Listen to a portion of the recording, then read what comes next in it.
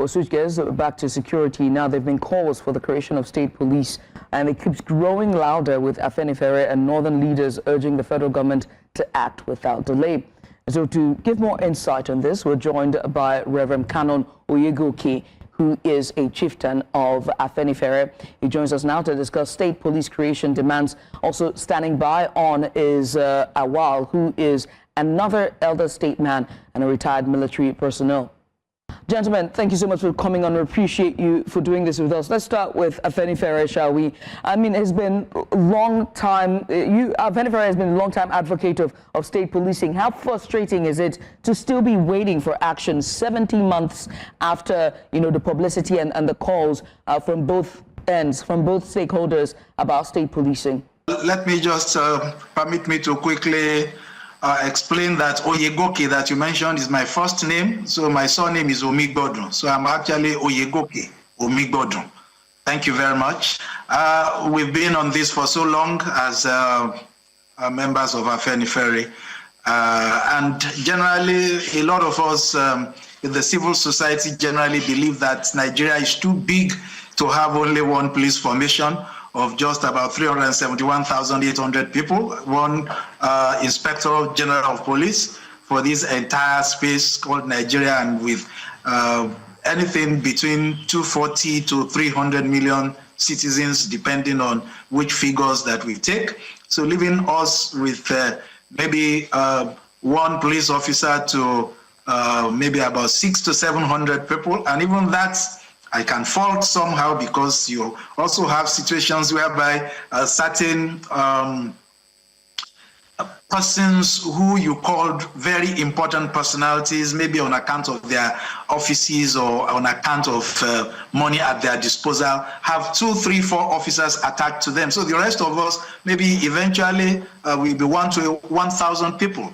So that is grossly inadequate for us. And we also believe that Nigeria should be a true federation in all ramifications. And policing is one of those areas where true federalism should be very well showcased. In other parts of the world where they lay claim to federalism, you will have the federal police, you will sometimes have the state police, you will have the local or county police. If you get to New York City now, there will be the police officers of the United States of America, there will be those of New York State, then there will be those of New York City.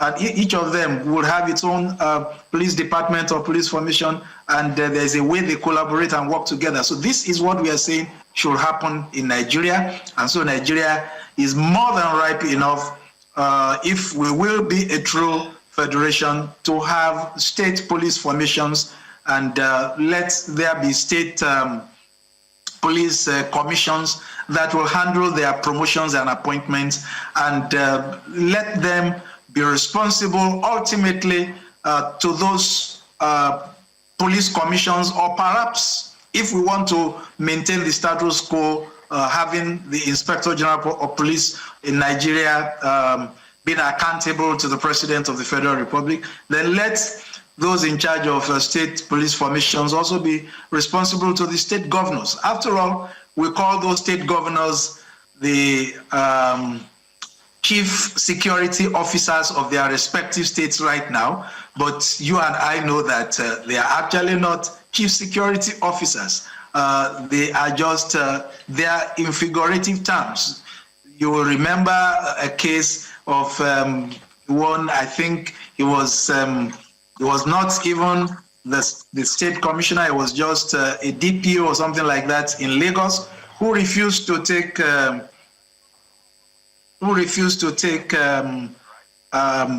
directives from the state governor.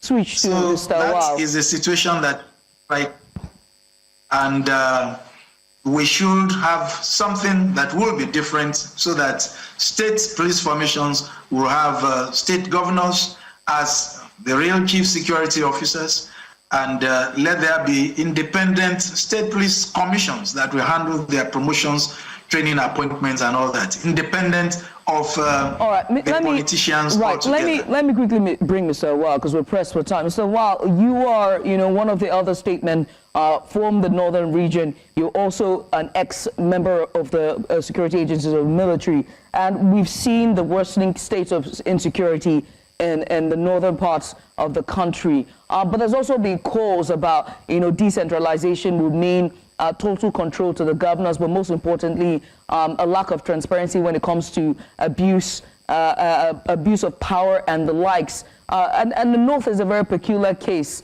Can the governors ensure, can a decentralization ensure security for the North? For having me around. I also wish to add that I'm also the president of 1917 Northern Consensus Movement for Peace, Unity and Empowerment Initiative. It is an amalgamation of 598 registered grassroots or community-based associations from the 19 northern states and, of course, Association of Northerners resident in the 17 southern states, the single largest northern organization. I am also the president of that organization. So be that as it may, our fear on the issue of state police is misuse of power by the state governors, the possible misuse of power by state governors. That is just the fear that is being exercised when it comes to the issue of state police, using them against opposition and things like that. Otherwise, there's nothing wrong with state policing. North has also advocated for state policing. If you take northern Nigeria, just like you rightly expressed, the challenges that we are facing in terms of security, and also looking at what the state governors are doing in terms of the creation of either hunters group or civilian JTF or certain groups that the state governors will create through the state assembly and then provide for them some working materials. That is when you talk about weapons and things like that after some certain level of rigorous training. You would say that already indirectly the state governors has established what you call, quote and unquote, the state security outfit that can be seen as state police. That is paramount. Well, they will assist greatly, just like they are assisting the security agencies right now in fighting insurgency and then other arms act of banditry and other security vices in northern Nigeria. But then I am of the opinion that there should be a central command. Yes, you can have state police, for example.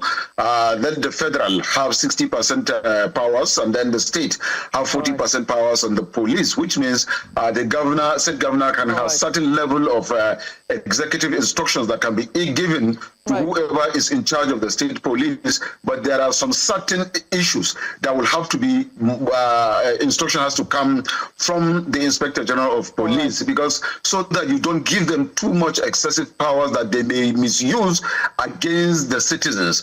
Possibly, let me give you an example. A northerner is resident in the southern Nigeria, or a southerner resident in northern Nigeria, just because the state governor is not in tandem with a certain level of people living, or the state commissioner of police has a disagreement with a certain level of people that are not resident in those states, and he decides to use his powers because he's the state commissioner to abuse those people. That is why I believe that 60% power should be given. If the state police is coming, 60% power should be given, 40 given to state governors, 60 given to the federal government, that is the Inspector General of Police, so that there can be cohesion and instruction in between, and then so that the security will be centralized. Kind of, even if you call it like my brother there tried to bring federalism through federalism, even at that, you still have the federalism in practice. I must say, gentlemen, I wish it's enough time. Insecurity must take time, but unfortunately, this will have to wrap up this discussion. Gentlemen, thank you so much for coming on. We appreciate you for doing this with us.